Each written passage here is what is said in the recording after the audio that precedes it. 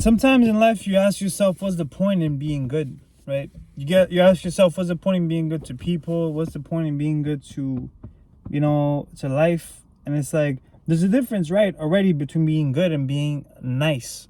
And it's not what I'm talking about. It's not about being nice, but it's about being good. Like, there are things that we know that are good, and there are things that we know that we do are bad. And there's a general understanding on that, right? But good, you ask yourself, like, what do I gain out of that? And making money, and that culture will teach you that you should always look for something in it for yourself. And it's kind of tough, because it's like, we grew up with that mentality. Pretty much life around us, surrounding us, is about commerce. It's about money. Is about getting more than what you give, right? You want to profit. And this conversation about being good or not is in full contrast with that. Being good teaches you to give more than you get when it comes to people, and it teaches you to be selfless and all of these things. And it's like, well, what do I gain out of that? Why would I do that? It's hard to grasp. But through time and through life, there comes a time when you see some patterns, you see things that repeat themselves. And what I think is happening is that, if when we start with the point that life is a mirror of us, right? We see in the world only what we see in ourselves, right? If I ask you to name me, how many shades of red do you know? And you can only tell me 2. That just mean that you only know 2, but there are more, right? If I tell you to name me brands of cars that exist, all the brands of cars that exist, you'll tell me all the ones you know. You know what I mean? And what I mean with these examples is that, basically, if that dynamic exists, right, and that you can't know something that you don't, you can't be aware of some things that you're not aware of, it means that life will limit itself to what you know and are able to perceive. And so when things look dark outside, then it means that you must be feeling dark inside. When things look bright outside, it means that you're feeling good. You're having a positive day. And where this links with this conversation is that to be good, to add good to people's lives, to be able to support people in a way which is not beneficial to you directly, but is good, is you being truthful, is you sticking by some values and stuff like that, is because those things actually end up reinforcing the perception that you have of the world in a way which is positive, not in a way which is negative. And what that does is that if you reinforce it, you start to actually have more confidence, to actually have better relationships, because in those you add, right? To be positive is like the plus sign, you add to people's lives. To be negative is to take. When somebody's feeling sad or they're negative, they always want to tell somebody about it. They always feel that need. Nobody's negative and just sits, even if they do sit alone by themselves, the moment somebody comes around, they want something from them, right? They want to be heard. They want to be cared about. They want to be somebody to complain to. They just want to, it's that. It's I want, and I take. They don't care what the other person got going on, because they're sad. They are this. They are that. It's them. Me. But to be positive is that you add to people's life. You add your perception. You add what you have to say, have to do. It's like art, and that's why I've noticed that the parts of me that are the most positive are the most creative ones. The parts of me that are the most that I like to be the most, the states of mind, the states of being that I like to be the most, are the most creative ones. Because life, there's opportunities where you'll find yourself having the chance to be creative, in your social life. There are times when you just looking around you without creating art, you realize that you do it all the time. You portray onto the world a certain perspective, right? You have things in life that you look at and they have meaning to you. There are buildings in life, in cities, that mean something to you. And it's important to keep that perception where those things have that angle in your life. Because when you look at life and you find good in it, and you find yourself imprinting into it a certain sense of meaning. It means that it's a reflection of the state in which you're at. If you see good in people and in the world and in life, is because that's what you see in you. That's who you are, right? If I'm holding a purple flashlight and I look at the wall, not at the light, well, I'll know that this flashlight is purple because the light on the wall is purple. I don't need to look into the light. I know that it's purple. What more do I need? If it was orange, well, let's be orange there. Boom. Right? So there is this dynamic that exists. To be creative is not something that you think about, right? To be creative is something that just happens. It's what you feel is right and you do. And to live like that is a lot different than trying to think your way into things. And that is another contrast between being good, being positive, being creative, and the opposite. The people that think the most are like the people that act based on thought and logic and are the least creative ones, right? And it's in people that, for example, the jobs, for example, that need you to work in a cubicle the most require the less amount of creativity. The positions and the jobs and all that require the most creativity happen away from a cubicle the most. The further you get away, the more creativity you need. Even positions of management need some type of, imprinting your own self, your own ways into something. And anyways, what I'm trying to say is that if you understand that the most positive parts of you are creative, and that they're not based on thought, but they are based on what feels right, and when you do what feels right, it will allow you to get closer to that.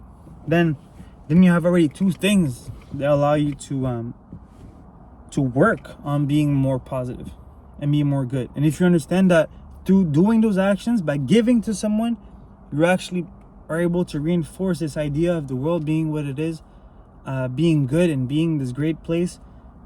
Then because you're partaking in it, you don't need somebody to do it to you. You're creating it. You did it. You think the world is a place where people give a lot, and then you do? Well, you just proved it. Boom. The world is a place where people give a lot. You think that the world is a place, a positive thing for you, something that would make you feel like the world is good, is people say hello to each other and you say hello to people. Boom, you just proved it. You just reinforce it yourself. You don't need somebody else to do it. That's a big thing. You can do it yourself. And what that does is that it reinforces who you are, truly your authentic self, and it allows you to be able to get stronger, to have a better confidence in who you are as a person. You're not getting in your own way. And this brings me to the other edge of the sword, because it is a double-edged sword. The other side of this is that we convince ourselves into becoming more negative and bad because of conclusions that we come up with when it comes to events that happen in our life. And it comes from our lack of processing, right? There is a way to process things, and I'd like to share with you this today. We'll get to that. But the issue that happens is that things happen in our life, events happen, and we have trouble breaking it down in a way where it makes sense and aligns with who we are as people and the view we have of the world. And what we end up doing instead is we end up trying to change our perception of life, and we doubt who we were and the view we had of the world, and we start to try to adapt it to become something more suitable, right? And it's not true. It doesn't always mean that. It doesn't always mean that the world is a worse place than you thought. It just means that maybe that one person, that one situation happened the way it happened for reasons that you're not fully sure of, right? But it just happened that way, and that was one event. But to conclude and to attach ourselves to these ideas is what creates ego. And when we attach ourselves to the ideas that have left now, right? And what we do instead is that we get in our own way, and then we don't want to be as good as we were because we don't want to feel that anymore. And we build this. What ego is actually a wall. We build a wall, and we think that it will keep us safe. It will keep us safe from feeling that pain again, that, I don't know, betrayal, or going through that experience again. But what we do, what that actually does, is that it puts us in a place of pain and of confusion. Because when we're good and we go fully into that, then there is a harmonious sense into life. When we're sort of doing good and then sometimes we're not good, we're creating, less harmony, right? It's like bad music now. Now we're a little bit here, a little bit there. And basically there is a way to process this. And what that is that if you can just look at life, if you can just look at an isolated events, right? And you look at it for long enough, and you're without indulging into it and entertaining it like that, just watching it, looking at the situation over a period of time, right? Without trying to control it, what you end up finding out is where did you find, what is the role you played into creating that, right? Where did you fall into that deception? And then you would have learned something, and it will just die. It will just dissipate. Boom. And you can go back to who you were. What this also means is that the parts of you that create this ego and these attachments, it just proves that it comes from you, right? It never comes from somebody else.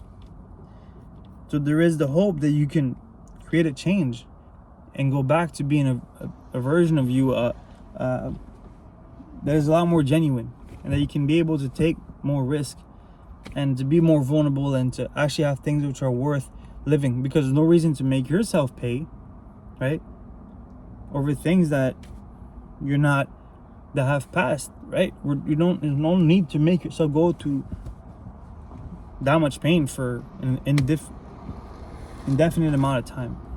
And so I hope that makes sense in itself into what ego is, because we define a lot of things today. What being positive, as being creative, as being the authentic part of ourselves. We defined what is the relationship we have with the world and how we process it, right? We defined what ego was and how we attach ourselves to ideas and how those things actually hurt us, right? We got through a definition of how to process ideas that are actually out of ego, and we understood how to go back to a place that we like to be. We actually defined a way, and we defined what actually happens between a place that we liked and this place that we no longer like. This world, this life that isn't as great as before we went through certain painful moments. And so that is the point of being good. Being good is to actually just be ourselves in the most authentic way. And how you treat that origin, that authentic view that you have, and so yourself, is the subject for the next video.